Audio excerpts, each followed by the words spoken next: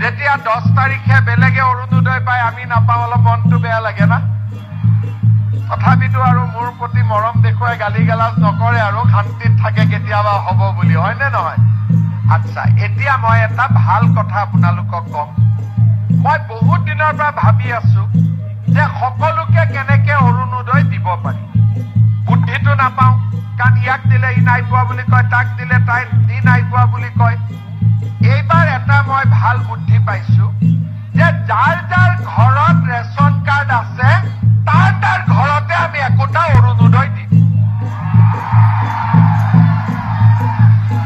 কাকো সুধিব নালাগে আচ্ছা আকৌ এবাৰ হাত ডাঙক ৰেচন কাৰ্ড কাৰ কাৰ আছে এতিয়া চাওক সকলো মানুহৰ ৰেচন কাৰ্ড আছে বাইদেউ অতিও কলি দে ঘৰত আছে বুলি ৰেচন কাৰ্ড হয়নে এতিয়া এইবাৰ ইলেকশ্যনত মই অসমৰ প্ৰতিগৰাকী আই মাতৃকে ক'ব খুজিছো যে আপোনালোকে আৰু অৰুণোদয়ৰ কাৰণে চিন্তা নকৰিব যাৰ যাৰ ঘৰত ৰেচন কাৰ্ড আছে সিয়ে 10 তাৰিখে এটা অৰুণোদয় পাব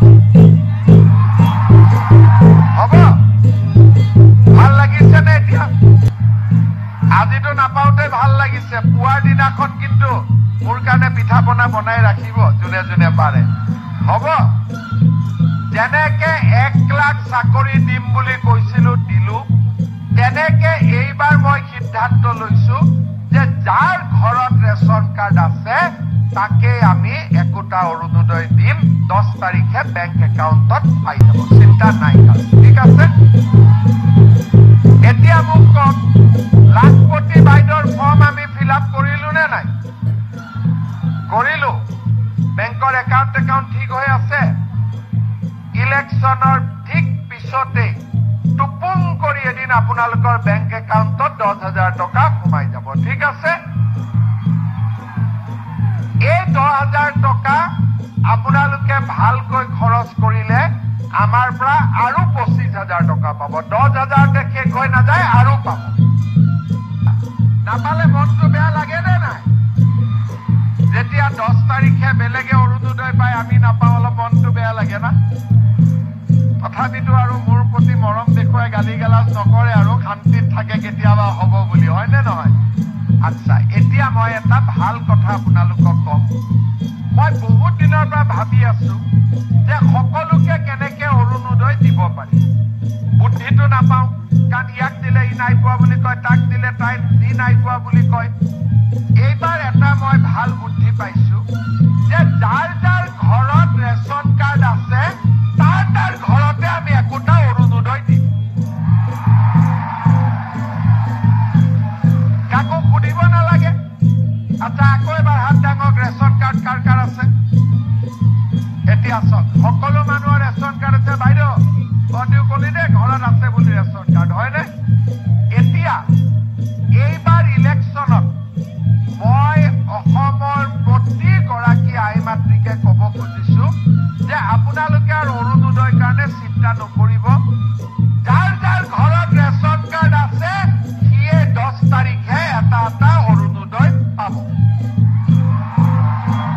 হ'ব ভাল লাগিছে নে এতিয়া আজিতো নাপাওঁতে ভাল লাগিছে পুৱাৰ দিনাখন কিন্তু মোৰ কাৰণে পিঠা পনা বনাই ৰাখিব যোনে যোনে পাৰে হ'ব যেনেকে 1 লাখ চাকৰি দিম বুলি কৈছিলো দিলো তেনেকে এইবাৰ মই সিদ্ধান্ত লৈছো যে যাৰ ঘৰত ৰেচন কাৰ্ড আছে তাকে আমি একোটা অৰুণোদয় দিম 10 তাৰিখে বেংক একাউণ্টত পাই যাব চিন্তা নাই ঠিক আছে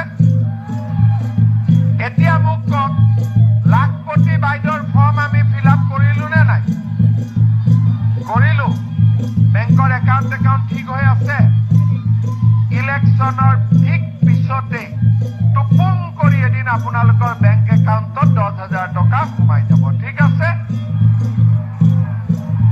এই 10,000 টকা আপোনালোকে ভালকৈ খৰচ কৰিলে আমাৰ পৰা আৰু 25,000 টকা পাব 10,000 শেষ হৈ নাযায় আৰু পাব নাপালে মনটো বেয়া লাগে নে নাই যেতিয়া 10 তাৰিখে বেলেগে অৰুণোদয় পায় আমি নাপাওঁ অলপ মনটো বেয়া লাগে না তথাপিতো আৰু মোৰ প্ৰতি মৰম দেখুৱাই গালি গালাজ নকৰে আৰু শান্তিত থাকে কেতিয়াবা হ'ব বুলি, হয়নে নহয়? আচ্ছা, এতিয়া মই এটা ভাল কথা আপোনালোকক কম। মই বহুত দিনৰ পৰা ভাবি আছো যে সকলোকে কেনেকে অৰুণোদয় দিব পাৰি। বুদ্ধিটো নাপাওঁ, কাৰণ ইয়াক দিলে ই নাই পোৱা বুলি কয়, তাক দিলে তাই ই নাই পোৱা বুলি কয়। এইবাৰ এটা মই ভাল বুদ্ধি পাইছো যে যাৰ যাৰ ঘৰত ৰেচন কাৰ্ড আছে তাৰ ঘৰতে আমি একোটা অৰুণোদয় দিম। কাকো সুধিব নালাগে। আচ্ছা, আকৌ এবাৰ হাত দাঙক। ৰেচন কাৰ্ড কাৰ কাৰ আছে? এতিয়া চাওক, সকলো মানুহৰ ৰেচন কাৰ্ড আছে। বাইদেউ অদিও কলি দে ঘৰত আছে বুলি ৰেচন কাৰ্ড, হয়নে? এতিয়া এইবাৰ ইলেকশ্যনত মই অসমৰ প্ৰতিগৰাকী আই মাতৃকে কব খুজিছো যে আপোনালোকে আৰু অৰুণোদয়ৰ কাৰণে চিন্তা নকৰিব। যাৰ যাৰ ঘৰত ৰেচন কাৰ্ড আছে সিয়ে 10 তাৰিখে এটা এটা অৰুণোদয় পাব। হ'ব? ভাল লাগিছে নে? এতিয়া আজিতো নাপাওঁতে ভাল লাগিছে। পুৱাৰ দিনাখন কিন্তু মোৰ কাৰণে পিঠা পনা বনাই ৰাখিব যোনে যোনে পাৰে। হ'ব? যেনেকে 1 লাখ চাকৰি দিম বুলি কৈছিলো দিলো, তেনেকে এইবাৰ মই সিদ্ধান্ত লৈছো যে যাৰ ঘৰত ৰেচন কাৰ্ড আছে তাকে আমি একোটা অৰুণোদয় দিম।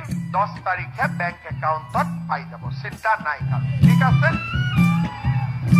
এতিয়া মোক কওক, লাখপতি বাইদেউৰ ফৰ্ম আমি ফিল আপ কৰিলো নে নাই? কৰিলো। বেংকৰ একাউণ্ট ঠিক হৈ আছে। ইলেকশ্যনৰ ঠিক পিছতে টুপুং কৰি এদিন আপোনালোকৰ বেংক একাউণ্টত 10,000 টকা সোমাই যাব। ঠিক আছে?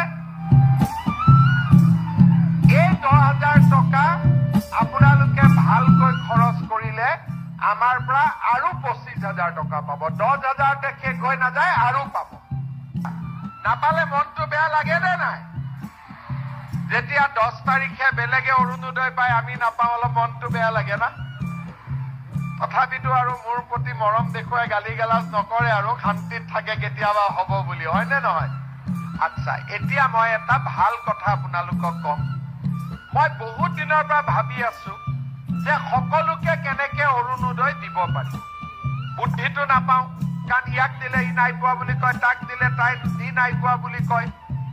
এইবাৰ এটা মই ভাল বুদ্ধি পাইছো যে যাৰ যাৰ ঘৰত ৰেচন কাৰ্ড আছে তাৰ ঘৰতে আমি একোটা অৰুণোদয় দিম। কাকো সুধিব নালাগে। আচ্ছা, আকৌ এবাৰ হাত দাঙক। ৰেচন কাৰ্ড কাৰ কাৰ আছে? এতিয়া চাওক, সকলো মানুহৰ ৰেচন কাৰ্ড আছে। বাইদেউ অদিও কলি দে ঘৰত আছে বুলি ৰেচন কাৰ্ড, হয়নে? এতিয়া এইবাৰ ইলেকশ্যনত মই অসমৰ প্ৰতিগৰাকী আই মাতৃকে কব খুজিছো যে আপোনালোকে আৰু অৰুণোদয়ৰ কাৰণে চিন্তা নকৰিব। যাৰ যাৰ ঘৰত ৰেচন কাৰ্ড আছে সিয়ে 10 তাৰিখে এটা এটা অৰুণোদয় পাব। হ'ব? ভাল লাগিছে নে? এতিয়া আজিতো নাপাওঁতে ভাল লাগিছে। পুৱাৰ দিনাখন কিন্তু মোৰ কাৰণে পিঠা পনা বনাই ৰাখিব যোনে যোনে পাৰে। হ'ব? যেনেকে 1 লাখ চাকৰি দিম বুলি কৈছিলো দিলো, তেনেকে এইবাৰ মই সিদ্ধান্ত লৈছো যে যাৰ ঘৰত ৰেচন কাৰ্ড আছে তাকে আমি একোটা অৰুণোদয় দিম। 10 তাৰিখে বেংক একাউণ্টত পাই যাব, চিন্তা নাই কাৰো। ঠিক আছে? এতিয়া মোক কওক, লাখপতি বাইদেউৰ ফৰ্ম আমি ফিল আপ কৰিলো নে নাই? কৰিলো। বেংকৰ একাউণ্ট ঠিক হৈ আছে। ইলেকশ্যনৰ ঠিক পিছতে টুপুং কৰি এদিন আপোনালোকৰ বেংক একাউণ্টত 10,000 টকা সোমাই যাব। ঠিক আছে? এই 10,000 টকা আপোনালোকে ভালকৈ খৰচ কৰিলে আমাৰ পৰা আৰু 25,000 টকা পাব।